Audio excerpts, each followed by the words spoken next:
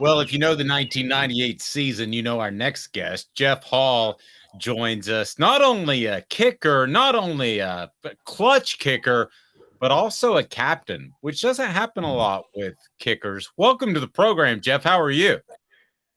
I am doing great. It's a beautiful day here in Knoxville. Just out here watching a little baseball practice, enjoying myself.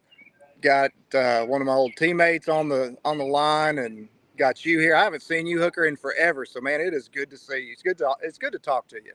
Well, that's nice. That's nice of you to say. I do tend, I'm like a fungus. I just don't go away. So, uh, with Fred White, I'm Dave Hooker. Celebrate 98, 25 years later. We've already had a chance to visit with several players. We'll continue to do that. So excited about this series, and it's brought to you by Tennessee Cider Company. Again, you need to use the promo code HAT, get some free swag with any order. That's pretty awesome. Tennessee Cider Company, we appreciate their partnership with Celebrate 98. So, Fred, Absolutely. if I would have told you that in high school or middle school, a kicker is going to be a captain, what would you have said? I mean, you don't hear that a lot. I think it's pretty darn impressive. Well, he must have been a hell of a kicker. And a hell of a leader as well. And, you know, I would have said, "What are those people thinking?" Well, but you know what's crazy, man? This is a true story to me. I wanted to be a captain so bad one year, and I was like, you know what? If they vote me, they vote me. If they don't, they don't. But I just remember every year I voted for captains, the guys that were on that list of people to vote for. Hey, man, those were the people. We never got it wrong. Yeah. We never got it wrong.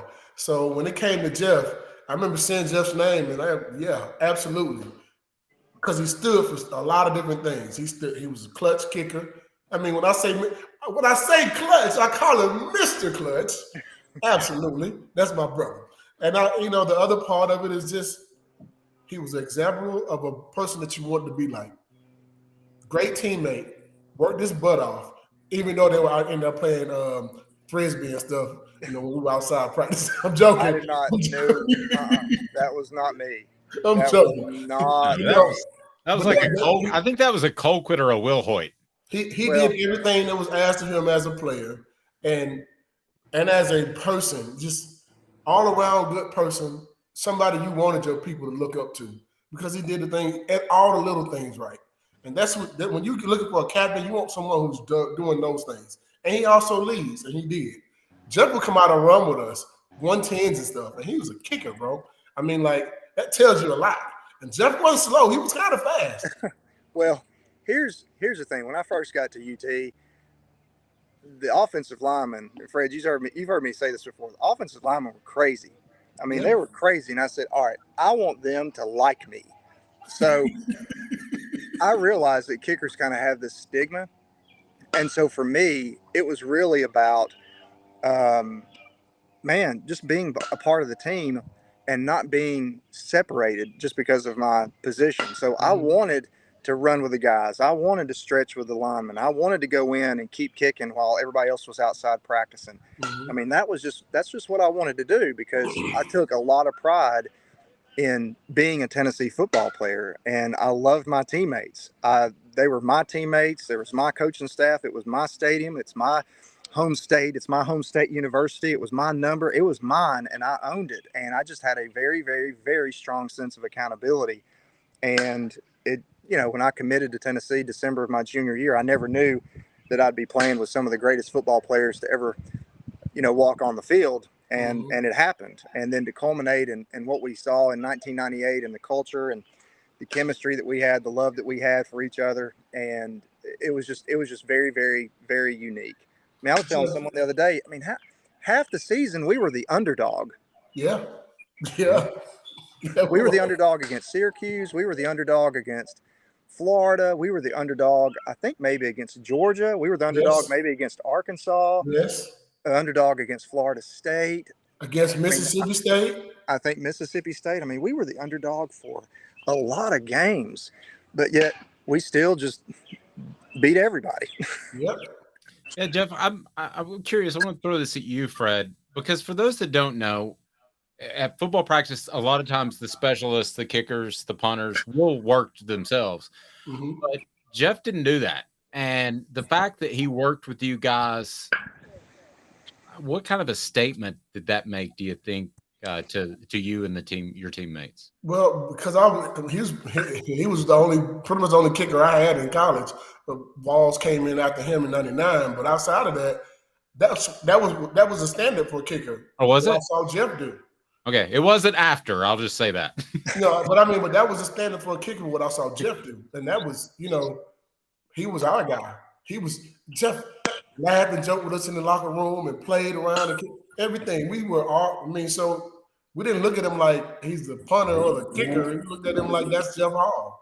Well, and honestly, in games, leave him alone. Don't bother him. Don't touch him. Leave him alone. Let Jeff do his thing. And if we catch you messing with Jeff, you might have a bad day.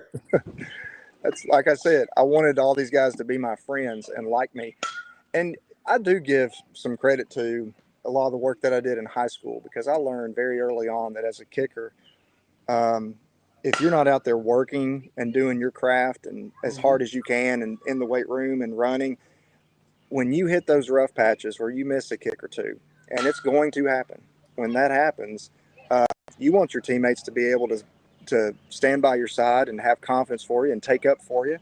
And I just knew in order to do that, to be that kind of teammate and to want those teammates to be able to stick up for me when they had and still believe in me, I had to do what other guys weren't willing to do. And that was just my approach. I got to say this real quick about Jeff. Sure. Man, I don't recall many kicks you missed, Jeff. I'm trying to think. You said somebody you would miss him. I'm sitting there trying to figure out. I can't even think of a kick you missed. Here's the thing. I did not have the highest field goal percentage. I didn't make the longest field goals. But the reason that someone might be able to say that is because, and I'm very thankful for this, and just for some reason, God just allowed me to have that kind of career where anytime the game was on the line, I always made the kick. And, you look at the stats, you look at the long balls, it's not really that impressive, but I just, every time we needed the points, I made those kicks. And that is probably one of the things I'm most proud of. And, just something that I can look back on and, you can, I got hit by a fly ball. I'm going to go walk over here and get this. Just kick it back to them. So, yeah, and pull every muscle in my body.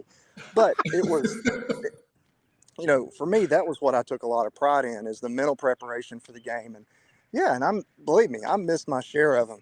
But whenever the game was on the line, I always did my job. And that is something I'm very, very proud of. And we are too. The whole Tennessee football crowd is proud of it. Yes. Yeah, absolutely. Where does clutch come from in a kicker? Is it innate, or did you have early success, perhaps high school even? So when I started kicking when I was like 9 years old, and the first time I kicked an extra point in a game, I was 12, and I was in 7th grade.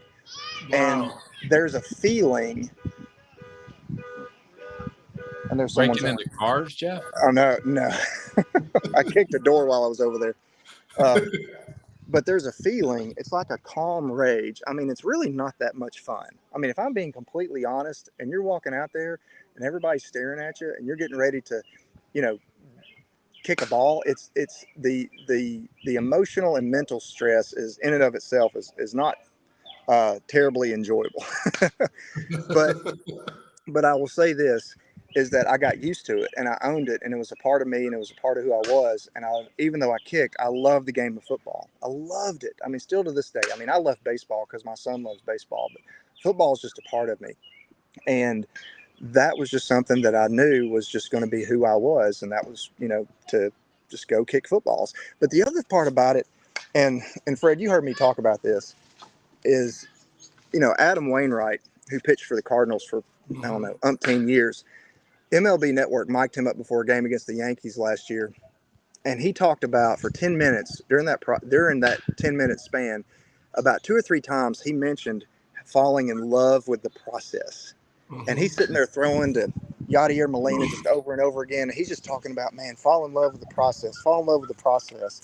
And I think that really defines who I was as a football player, because I loved just grabbing a bag of balls, my tees, my cleats, and finding a field and a goalpost and just going out, running up and down the field, doing my calisthenics, doing my stretching, doing my drills, just the same thing over and over and over and over again, just year round, 5 to 7 days a week, 365 days a year. I just fell in love with the process. And whether it was a game, like the games were kind of like, okay, I mean, they're exciting. That's kind of what you play for. But man, I loved practicing. I loved just going out and kicking footballs.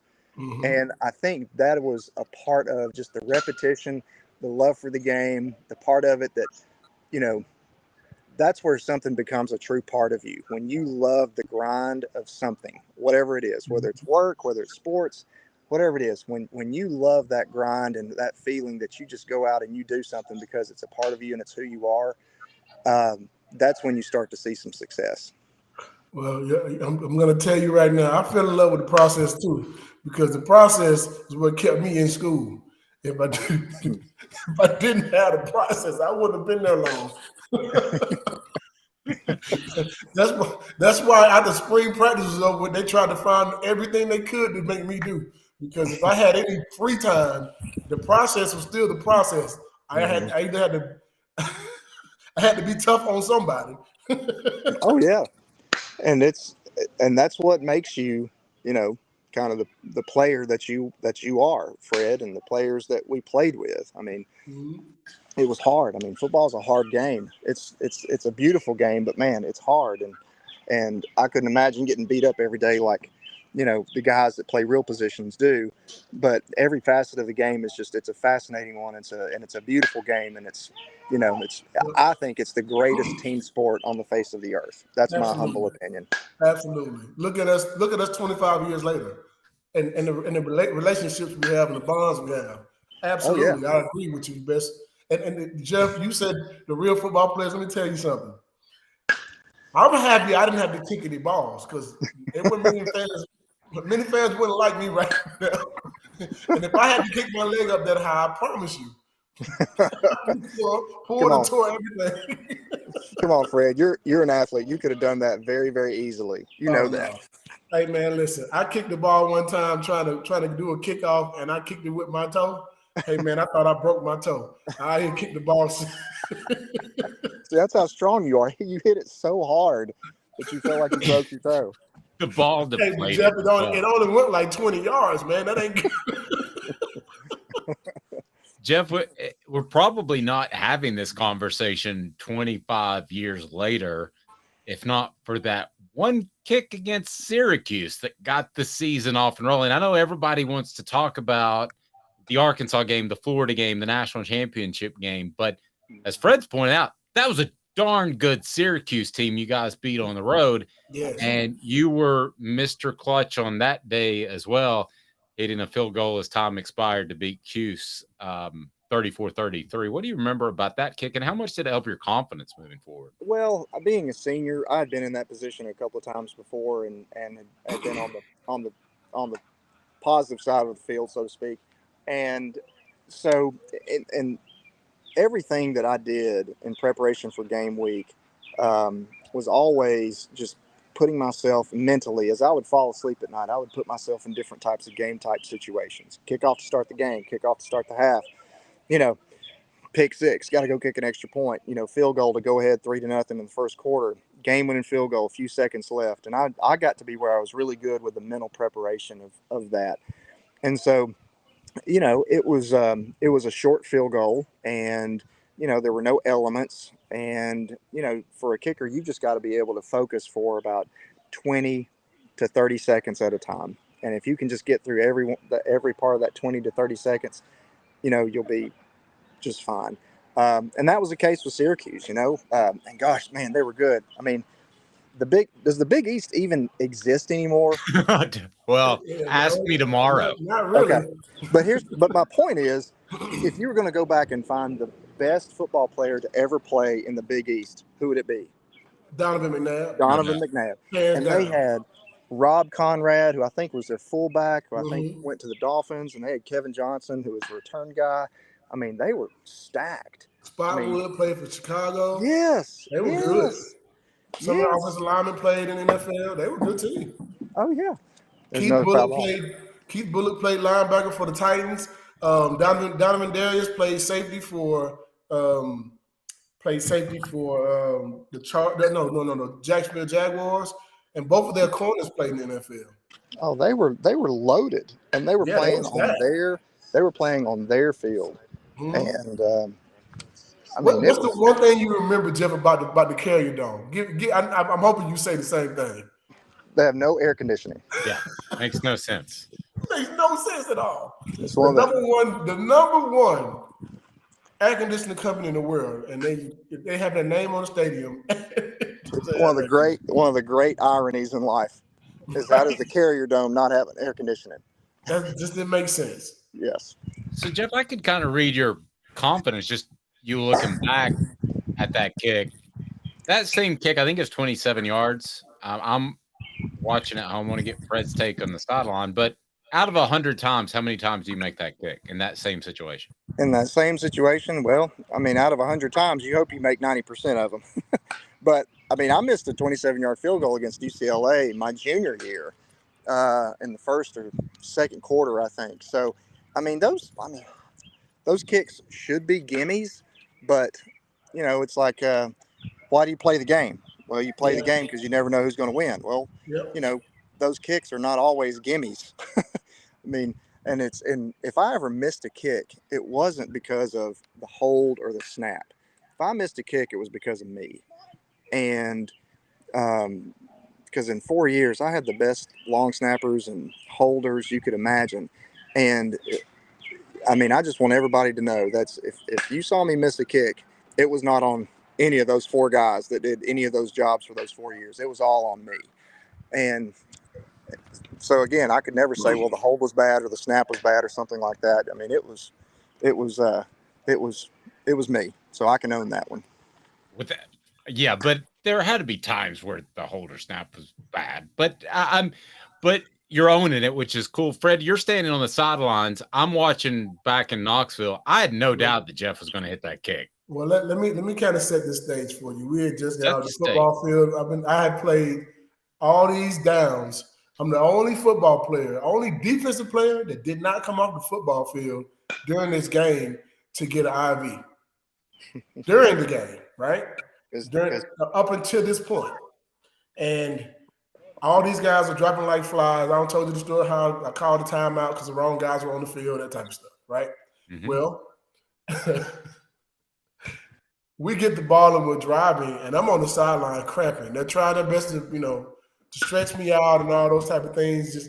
And I'm like, I gotta get an IV. I mean, like cramping so bad, it's ridiculous. I can barely walk, and they're walking me back to the training room, and I get to the tunnel, and Jeff is about to kick.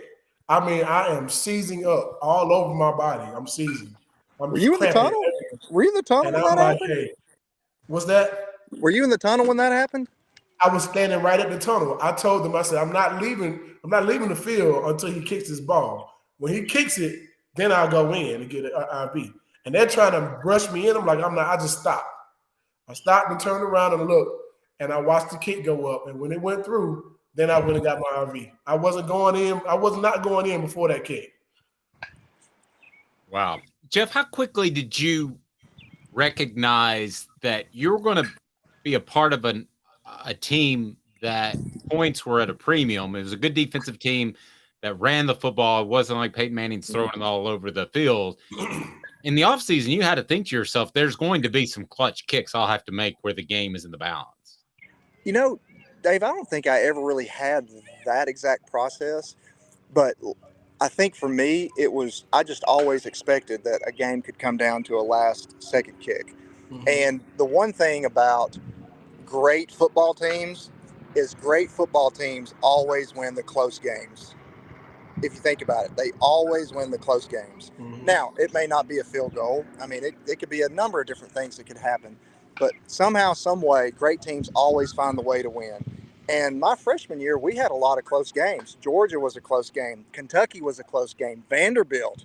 Oh my goodness, I'm even ashamed to say it because it's Vanderbilt. Vanderbilt was a close game. Um, and gosh, what else was a close game? I'm just trying to think, but there were some really close games that year, and we always found a way to win. And so for me, I learned very early on that points, like you said, are at a premium. And with the competition and the parity and anybody showing up to play on any given day, um, those those points are pretty important. Jeff, you were one of the top point getters in far as the history of Tennessee sports, football rather. What's your number? Where are you at? In the top 5, top 3? It is, well, I have the most points in Tennessee football history with Look at that. 371. But here's what I want to share with you. Mr. Clutch. That is before they started counting bowl games for points. So when you and I played, they didn't keep individual stats in bowl games. And so I don't know how many points I might have, like 399 or 400, somewhere around there if you counted my bowl games. So it's, all those individual statistics are a little bit, incorrect because for, 100 years maybe, they never kept individual stats for bowl games. And then, but I will say this, that it's unfortunate, but this is just the game that it is. That record may never be broken. And here's why. It's all because of the portal.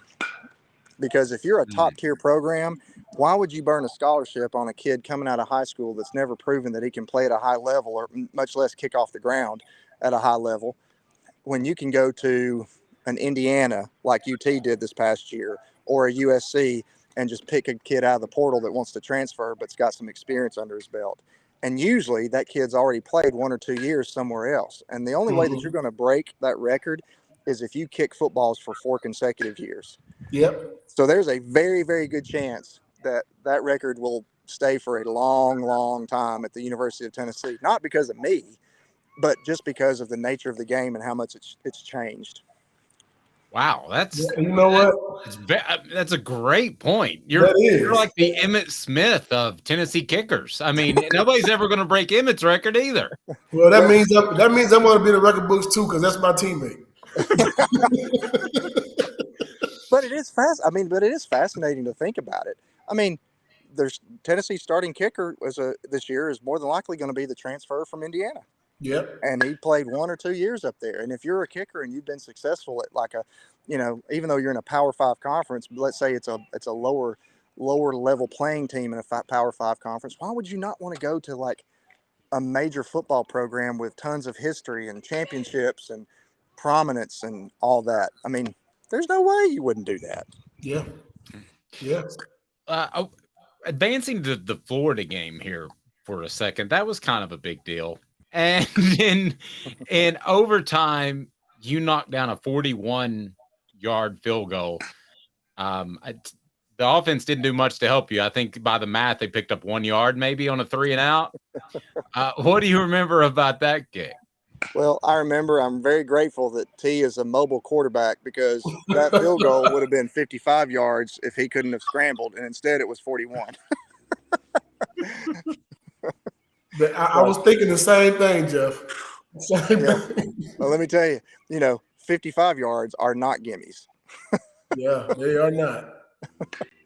But thank God that they missed their field goal. They missed their field goal. That was nuts. I still remember sitting on the sidelines because you couldn't really see, because they were on the opposite hash, kicking back towards the left. So there's no way where we were standing that you could have seen where if the kick was good or no good. There's no way. So all you're looking at is the fans.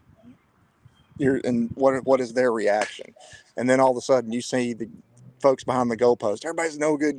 And well, then you look at the officials, and what are they saying? They're saying no good. Then all of a sudden, Benson Scott's picking me up, and I'm like, oh my goodness, did that really just happen? And then Hooker, did I see you on the field that night? You did. You saw me on the field. I was in complete work mode, but I got the sweatiest hug from Steve Johnson because he was a broadcasting major. That's awesome. That's awesome. Yeah, and I was like, I don't think it's appropriate that we hug. I'm supposed to be an impartial member of the media, but I got a big sweaty hug. Man, there's nothing wrong with that. I just remember hugging Jermaine Copeland, and we're jumping up and down, and Gerald Griffin and Deion Grant, all of us are like just jumping up and down, and we were running to the middle of the field. By the time I got to the 50-yard line, middle of the field where the T is, pandemonium. When I say everybody, it was so many fans on the field already, and the first field goal was going down. I was like, oh my God, this happened so fast. But it was one of the most exciting moments.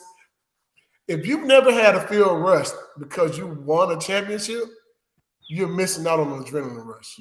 I promise you.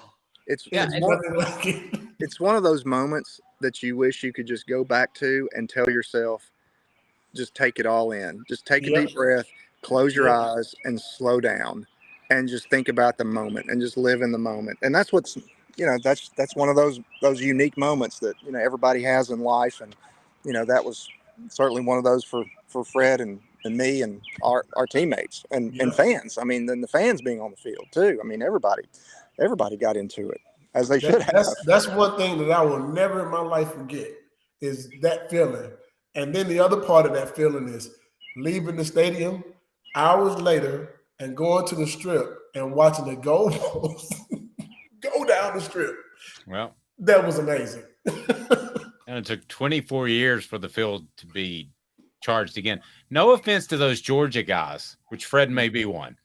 But being a Tennessee guy, growing up, seeing the Tennessee-Florida series, and then being a part of it, I mean, that had to have a major impact. I remember, to me, just being a Knoxville guy, thinking I almost couldn't believe it happened at the time.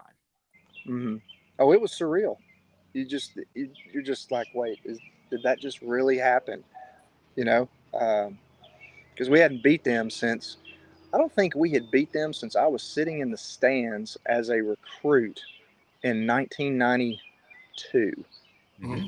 So it had probably been 6 years since we had beat them. Mm-hmm. Insane. Fred, it meant a lot for the Georgia guys too. I'm sure.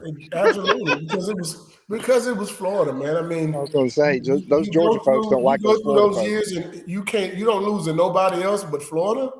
I mean, that wears on you, and it makes you want to beat them so bad. I don't have too much. I know everyone says that Alabama is the biggest rivalry, and Georgia now is the bigger rivalry.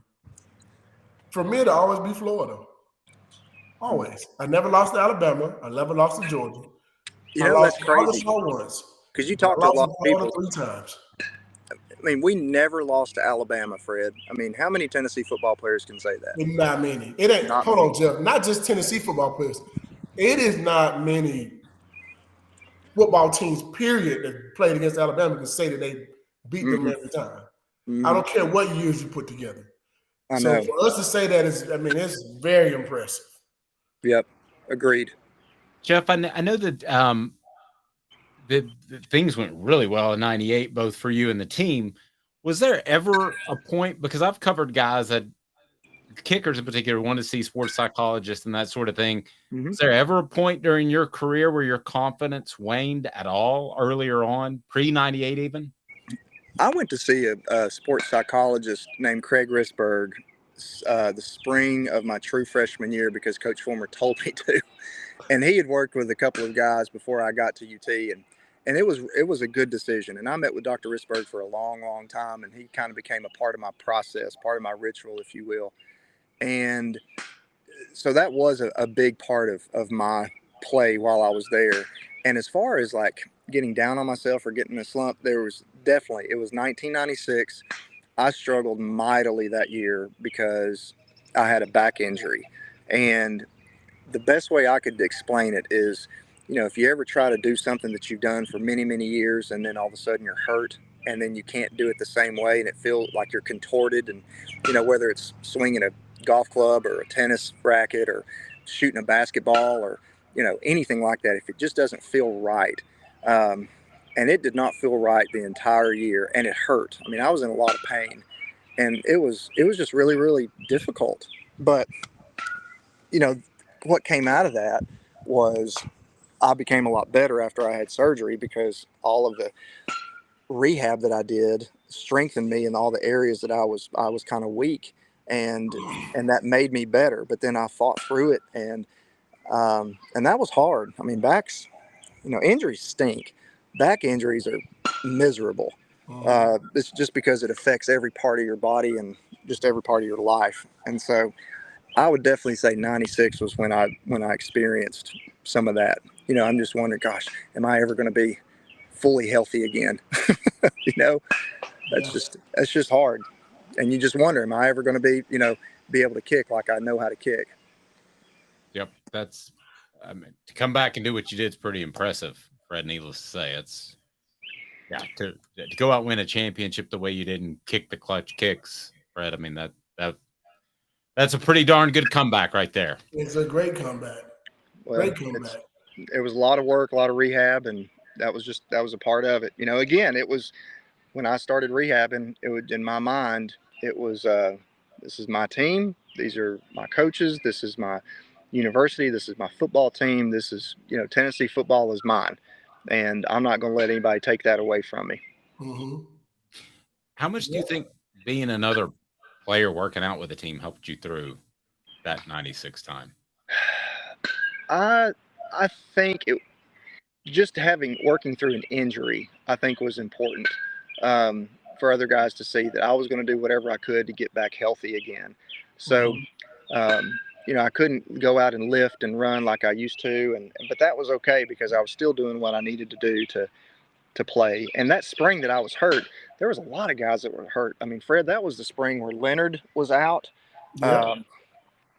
And I just remember Leonard, but I think there were Mr. Riley had back surgery. 7 or 8 starters that were out that spring. It was the spring of 97. Yeah. And I was one of them.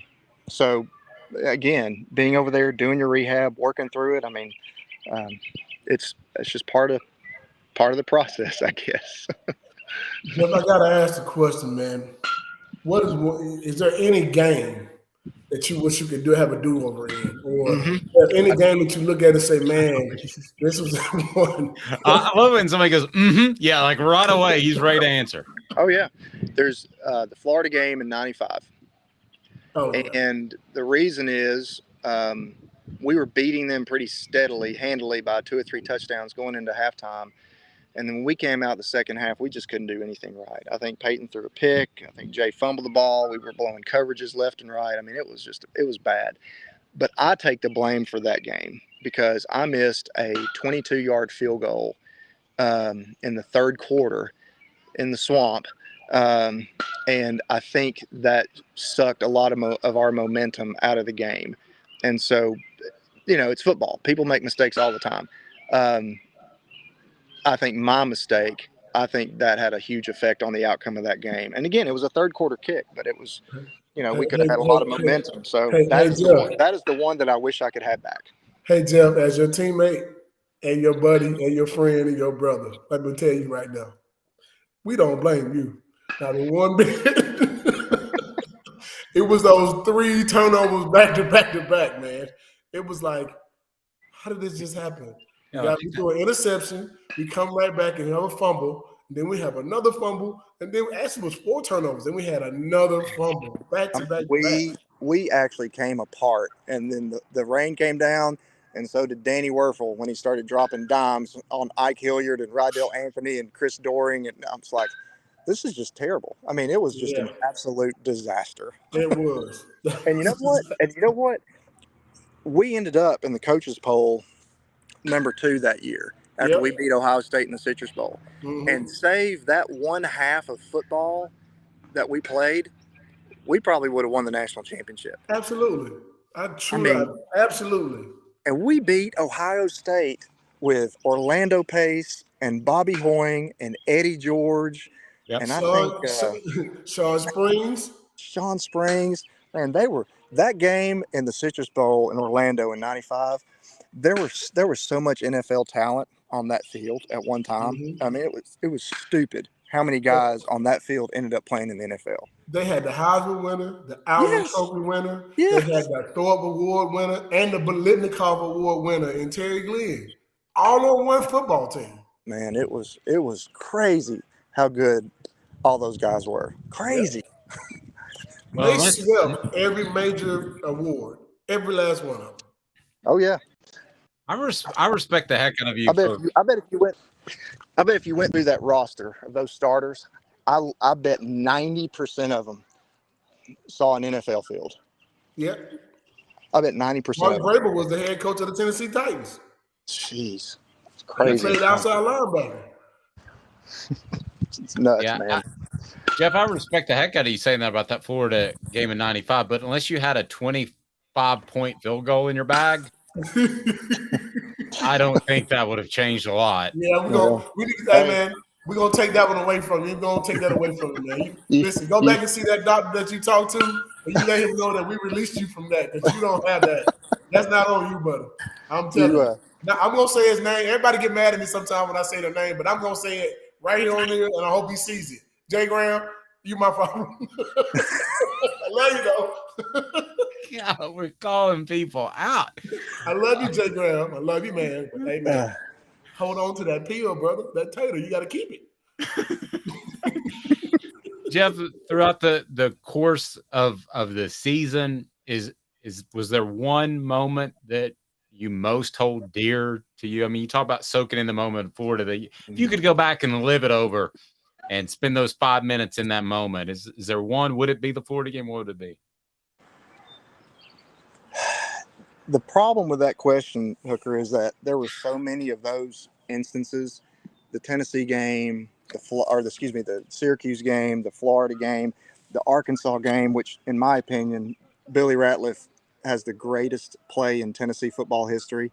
Then obviously the SEC championship and the national championship. Here's what I would like to go back and relive. And this may sound silly, but this is just how I feel. I would like to go relive the 5 minutes where I walk into the tunnel with the other 3 captains. We pray with those guys and pray together, and we walk out of the tunnel and we walk onto the field as captains, and we walk out into the center of the field for the coin toss, and then all of a sudden the rest of our teammates come out of the tee. That's what I want to go relive. Because let me tell you, God has such a sense of irony where a guy like me, this little unathletic white dude from Winchester, ends up being a captain with Al Wilson and Sean Bryson and Mercedes Hamilton, and just walking out on the field and then seeing all of your teammates that you love so dearly running through the tee and just the roar of the crowd in Neyland Stadium. That's what I want to relive. I'm talking about right now. I got hair stand up on the back of my neck, talking about it. That's what I would want to relive. Wow. And listen, man, let me tell you. Pretty awesome. That is one of the most electrifying things ever. That's something you never forget, too. The first time you run through the tee and the last time you run through the tee. Those are things you will never in your life, you'll never forget that. Mm-hmm. That's just it's one of the best feelings ever. And like I said, we played in front of some of the best fans you could possibly find. Our fan base is, they're a little crazy every now and then, but so is the pretty girl you like. So, I mean, you still like the pretty girl, don't you? I love our fans. Or the pretty wife in some cases. Jeff, I know your son's practice. Just tell us what you're up to nowadays, Fred, if there's anything else you want to add. But well, before he says that, let me just say this real quick. We always talk about our bonds and, how close we were. And I can pick up a phone 25 years later and call Jeff and ask him to do a radio show with me, do a podcast. But he can also call me and say, hey, man, we're doing a Dancing with the Knoxville Stars, and I need Nick Fury. And without a hesitation, when do you need me? And he Nick was there. Fury, what are you talking about? The Samuel L. Jackson. Oh, you dressed up as Nick Fury? Yeah, I was Nick Fury. East Tennessee Children's Hospital. Yeah. For 10 years, they did a Dancing with the Knoxville Stars. Mm-hmm. Yeah, and I was never asked, Jeff, which is troublesome. Well, you have 2 left feet there. So I was there one year, And, I didn't want to do something risque. I wanted to do something that was fun, that was kid friendly, family friendly. And so I decided I was going to be Captain America. And then the girl I was dancing with was going to be Black Widow. And my son AJ, who's out there right now, was going to be Iron Man. And then a couple of my neighbors, the teenage boys, they were Winter Soldier and Ultron. And I thought, you know what? I need Nick Fury. And Fred was the first person that I thought about.